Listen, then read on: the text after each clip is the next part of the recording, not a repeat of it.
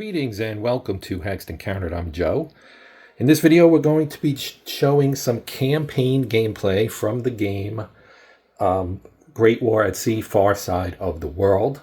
Now, this used to be called Cruiser Warfare, as you can see up here on the operational map, which covers the entire world. So this is a little bit different than your kind of standard Great War at Sea game, whose operational maps tend to be smaller and focus on specific areas that are, closer up. In this case, we are looking at the world, and I have set up the campaign game. So I wanted to kind of have a wide shot here at the beginning to kind of just go over the setup relatively briefly. So what I did, you may be able to see here. Now, obviously, as I said, we're zoomed out, so there's not a lot of resolution likely on some of these, but I put the ships that are going to arrive as reinforcements here on the turn record. That way I don't have to worry about looking them up.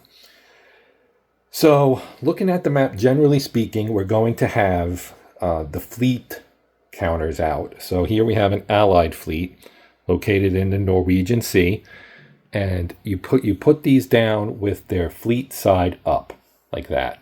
Now, if you flip them over, on the back, there's a number. That number corresponds to this chart here. This is the Allied chart. This is the Central Powers. Number 17 is right here at the bottom. And if we pick this up, these are the ships that form that particular group. So you can see these are British ships, Edgar, Crescent. These are protected cruiser. That's what PCs are. Endymion, Grafton, and Theseus, I think is so Theseus is the last of those. So a group of protected cruisers.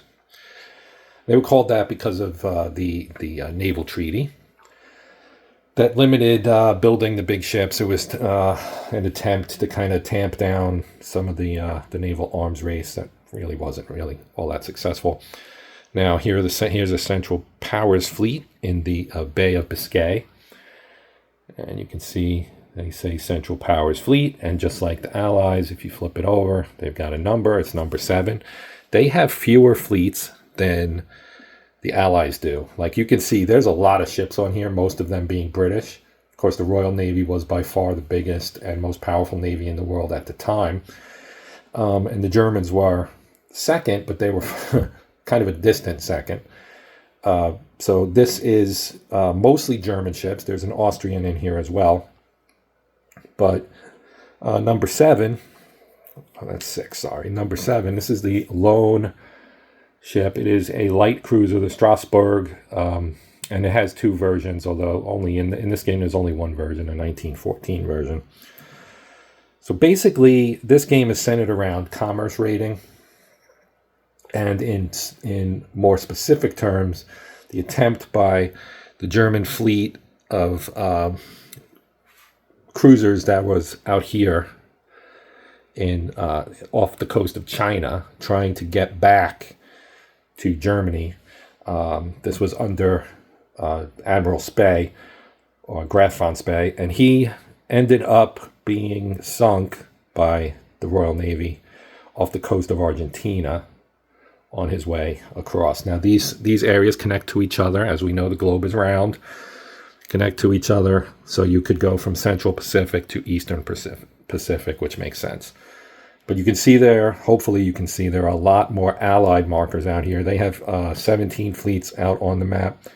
The Central Powers have 7. And this a lot of these quote-unquote fleets are like one ship. So the main event, or the main ships that we will be working with, are these guys right here. This is Spey's group, the Scharnhorst, the Gneisenau, the Nürnberg, and they have one transport with them, which is acting as a coaler. So this is to resupply them with fuel so that they can get back. I mean, it's a long way from the coast of Japan, the Yellow Sea. It's a long way from the Yellow Sea to, Kiel, or Wilhelmshaven, or wherever they're trying to get to in Germany. So that is kind of how this sets up. Now, what you're going to do, and we also have some neutral forces on the map, because it talks about setting them up. We've got some Dutch ships down here in the Dutch East Indies, and we have American ships up here, and also here in the Philippine Sea. They have the Saratoga, which is an armored cruiser, and some destroyers, I think. That's just a regular cruiser, the USS Cincinnati. And then they have their Pacific Fleet, basically, in the West Coast USA. At that particular time, the Pacific Fleet was not based in Hawaii. It was based in California. So they're over here. And that's it. Now, there are some battle scenarios in the game that will allow you to play with the Americans and the Dutch. You might notice also the Japanese are not on the map currently. There's a big pile of Japanese counters over that way on the table that I have not put on the map because they don't have task forces, and the Japanese Navy is pretty big. So what I may do is kind of try and figure out how to use them, because these boxes are kind of small, and like this is the largest of the Japanese groups. Okay, you can see there's a lot of capital ships, including a carrier, rudimentary carrier, but a carrier nonetheless. And then that's a whole bunch of ships here. So that one actually is here in the Yellow Sea, which, as you can probably imagine, this is a pretty small area with Tsingtao here. And so basically, just to kind of go over what's on the map, because I don't know that we talked about this all that much. But there is a key right here in Western Siberia, I guess, or around the Urals. You've got ports. So like here's a port, Tsingtao, Rabaul, and so on. There aren't a lot of them. Obviously, there are ports that aren't represented because, I guess, for game reasons, they don't need to be represented.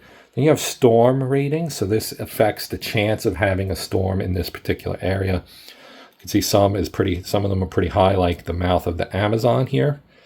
Some of them are pretty low, Hawaii, in terms of the number that's in there, right? And then, of course, you have your trade number. So each box will have its own trade number. You have 4 here in the Davis Strait, 3 in the Eastern Atlantic, 3 in the Western Atlantic. You get the picture. 5 over here in the Eastern Pacific, 8 in the Philippine Sea. That's a pretty high number. 12 in the Gulf of Thailand. That's storms, sorry. But you got 2 here. That's a storm number as well. The Philippine Sea is actually 3, so sorry about that. I confused myself just seeing, big number. But like Rio de Plata is a 2, Cape Horn is a 4. So again, you get the picture, and the chains mark the boundaries. Player aid card is down here. You saw this in the battle video, so I won't go over that again. I do have my ship data book. Now for this, you can use the ship data and or copy it out is what you should do. But all of the ships that are in here are now either out on the map or on the fleet cards or the map, or they're off to the side. You can see some of them over here on the right side. Those are ships that are in the book but aren't on the map currently because either they haven't been built or maybe they're part of an optional rule, or there's just various reasons why they may not be involved in the game. They may come in later, etc. A lot of those that are over there are Japanese. We have a decent number of Brits. We have a decent number of French. We have some Germans, some Dutch. I think the Americans are all out on the map. And there's also an Austrian ship, Franz Josef, his wife, so to speak, the Kaiserin Elizabeth. She is out here in wherever 2 is. One of these fleets is 2. That's 1. So this one is where the Gneisenau and Scharnhorst are, out here in the Solomons. So this is where the 2 are. That's 2. Now, the reason they're face down is because this is a 2-player game and you don't necessarily want your opponent to know what each fleet is. And you're also kind of not supposed to show the fleet composition cards either. Like, you want to keep things mysterious. Now, in terms of rules, go over this real briefly. In general, in the usual way you play this game, you have this player log sheet, and you plot orders for various fleets ahead of time. So you would say, like, you're on a search, and you're going to move maybe southwest or something.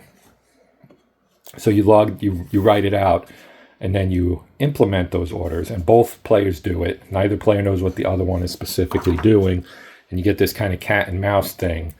So these fleets will move around. You won't know what the fleets are. And that's kind of a core piece of the Great War at Sea series and the Second World War at Sea series as well, is that cat and mouse kind of back and forth of, usually one side is trying to catch the other side to do something, right? Either attack them or intercept them or whatever it may be. Bring them to battle so that you can achieve victory. But in this game, it's a little different. Only the Central Powers, so essentially the Germans, only the Central Powers have to write their orders out. The British, the Allied forces, do not have to do that. So they just assign an order, and they can move their stuff around based on that order. We'll go over what the orders are and everything. This may just end up being like a shortish setup video so that we can really do this properly and it won't be super long. Break it up into two pieces. So I was originally planning on this being a gameplay video, but now I'm thinking it's probably more of a setup. So in terms of orders, let's actually take a look at the orders in here. Missions, here we go. So you can see you have transport missions, escort missions, and then each of these will have rules. You have intercept, you have raids, which can only be conducted by the Central Powers. You have blockades, which can only be conducted by the Allied powers. So those are basically your mission types that you can do. So raiding, for example, from the Central Powers side would be, okay, we have these guys here. This has a trade number of 4. You can attempt to gain victory points as the Germans by successfully raiding the commerce, being a commerce raider. At the same time, the Allies, in this case, we have this Allied fleet right here. This is Fleet 2 for the British, which actually is a mixed task force of French and English ships, I believe. Or is it? Oh no, they're all French. So I have a French task force here in the South China Sea that could perhaps, try to move here and maybe intercept that fleet, which is Fleet 2, which we already saw is the Emden. Well, maybe we didn't actually show you that. That's the Emden and the Kaiser and Elizabeth and a bunch of smaller supporting ships. So these like single wide counter guys here, which we never really looked at all that much. But you can see here, torpedo boats. There's a lot of torpedoes. A gunboat, another gunboat. So you can see these are small, with not much firepower. Just kind of support stuff, but they can get in there and mix it up too. So, as I was saying, you can give this guy a mission that says move and try to blockade or try to intercept this fleet and bring it to battle, or whatever you want to do within that group of missions we just discussed. And conversely, the main thing for the Germans or the Central Powers is to get this fleet back home, but also to kind of cause havoc for the Allies on the way home. So you have historically Spey took his ships across the Pacific, went around Cape Horn, and tried to go up through the Atlantic. You could also, in theory, elect to go the other way, through, past Australia, through the Indian Ocean, around the Cape of Good Hope, and then up through the Atlantic. You have two options on how you can attempt to get home. There are Allied fleets all over the place. We have a fleet in the Arabian Sea. We have our French up here. We have a fleet up here at the Sea of Japan. There's a fleet at the Cape of Good Hope. Now, just being in the same area with an opponent's fleet does not necessarily mean there'll be a battle. That's one of the things that you have to determine. So, I think that's probably enough for setup. Like I said, this one is relatively short. I want to keep it relatively short. I like to do shorter videos to kind of break things up and make sure, because everybody has a short attention span these days. I don't want to babble on for an hour and a half on something that only a handful of people will watch. I'd rather give it to you in digestible chunks. So we're going to wrap this one now, and I'll come back and we'll actually get into the turn and talk about all this stuff. And I don't know how much detail I'm going to go into. I do want to show all the various mechanics, but this is more of a demonstration than an actual attempt at gameplay, because this would be a rather lengthy game if I were to try to play the whole thing out.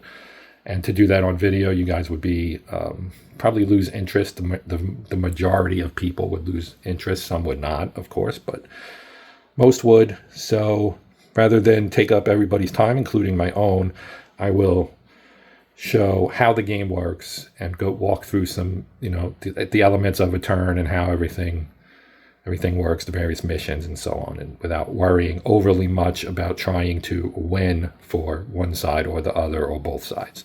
So, having said all that, I'm going to wrap it up here. I do want to, of course, send out my shout out to my channel members. Thank you guys for your support. It is greatly appreciated. And again, if you are interested in joining the channel, becoming a member, you can click on the join button and that will take you through the process, let you see a video on what's involved and all that good stuff. Other than that, I want to thank everybody for watching. So if you are still watching, thank you very much. I ask if you would maybe consider liking and or sharing the video, and maybe considering becoming a subscriber, if nothing else. And if you are already a subscriber, thank you. I do appreciate that support as well. I appreciate all the support I get, whether it comes in the share of views or in the form of views, shares, subscriptions, or memberships. All of that stuff is great and appreciated. But that's going to do it for now. Until next time, I'm Joe. This is Hexed Encountered. And as always, happy gaming.